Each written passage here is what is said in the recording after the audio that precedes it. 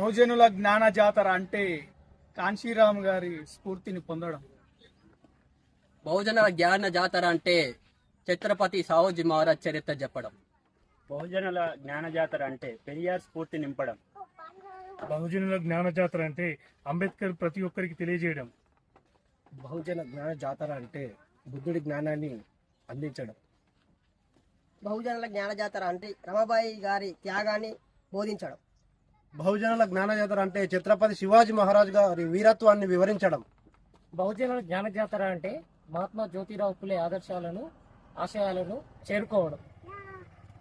బహుజనుల జ్ఞాన జాతర అంటే సావిత్రిబాయి పూలే ఆమె చూపించిన బాట అందరికీ వెలుగు ఇవ్వాలని ఈరోజు జయంతి. Thank you. బహుజనుల జ్ఞాన జాతర అంటే భారత రాజ్యాంగాన్ని నేర్పించడం. బహుజనుల జ్ఞాన జాతర అంటే కాంశీరామ్ గారి స్ఫూర్తిని పొందడం. బహుజనుల జ్ఞాన జాతర అంటే ఛత్రపతి సాహుజీ మహారాజ్ చరిత్ర చెప్పడం. బహుజనుల జ్ఞాన జాతర అంటే పెరియార్ స్ఫూర్తి నింపడం.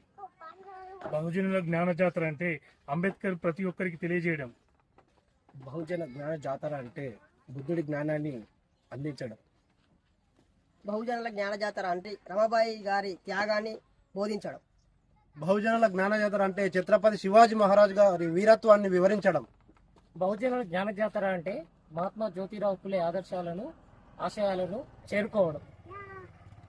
బహుజనుల జ్ఞాన జాతర అంటే సావిత్రిబాయి పూలే ఆమె చూపించిన బాట అందరికీ వెలుగు ఇవ్వాలని ఈరోజు జయంతి. Thank you. బహుజనుల జ్ఞాన జాతర అంటే భారత రాజ్యాంగాన్ని నేర్పించడం.